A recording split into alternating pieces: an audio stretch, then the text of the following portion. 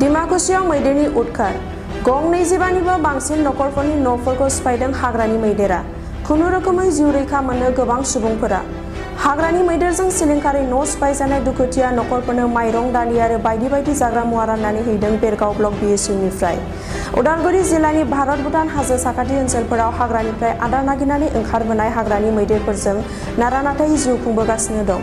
माब्लाबा समाव आबाद जालांनाय, माब्लाबा गाग्लोबनानै जिउ फोजोबलांनाय आरो माब्लाबा न' सिफायजानाय बेबायदिनो थांनाय हरनैयाव बेरगाव ब्लकनि सिङाव थानाय आटेरिकाट बिसिडिसिनि सिङाव थानाय आटेरिकाट बेंगलर लाइन 13 नं लाइन दरंजुलि गामि 6 नं लाइन नावबादा बायदि बायदि गामिफोराव गं 25निबो बांसिन नखरनि नखरफोरखौ सिलिंखारै सिफायनानै माइ माइरं बायदि बायदिफोरखौ जालाङो।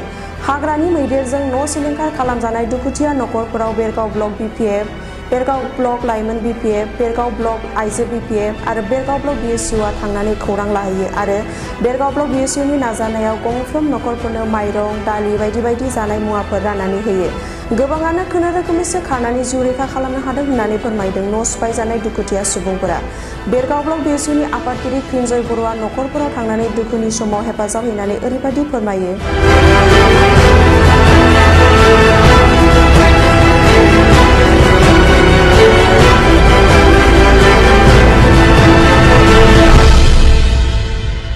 दिनै जोङो भेरगाव ब्लक बिएसइउ बड'लेण्ड स्टुडेन्टस इउनियना जोंनि भेरगाव ब्लक बिपिएफनि बिथोन मथै जोङो मैया हराव जानानै थांनाय बा मैया जानानै थांनाय जि पार्टिजों गाग्लोबजानाय नखरफोराव जोङो दिनैहाय गिदिंफैदों।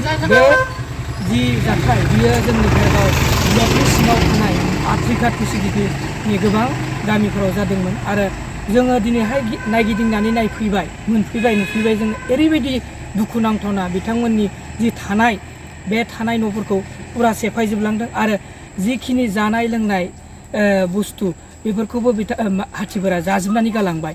थ' बेफोरखौ जोङो नायनानै दिनै बिथांमोननि जि नखरनि दुखुथिया नखरनि मानसिफोरजों लोगो हमफैनानै जों बड'लेण्ड स्टुडेन्टस इउनियन भेरगावआ जों दालि आरो माइरं बेखौ जोङो होफैदों।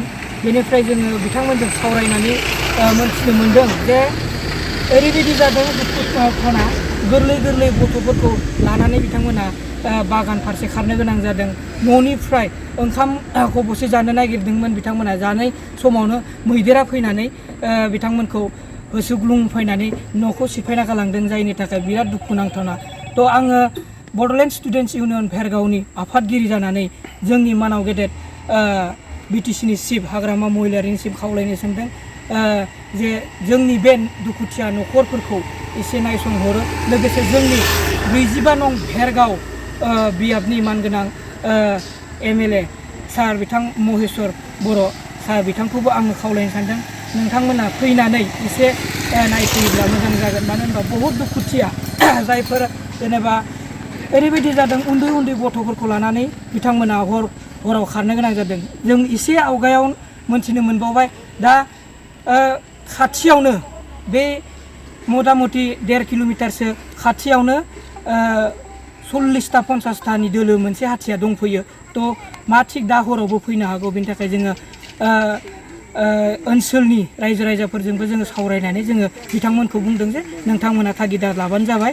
थ' जाहाथे उनफोराव जेनेबा जोंफोरबो एसे एनै मदद खालामनो हायो बेखौनो जोङो बड'लेण्ड स्टुडेन्टस इउनियन भेरगाव हिसाबै जोङो बेखौनो फोरमायनानै फैदों। गोजोन्थों।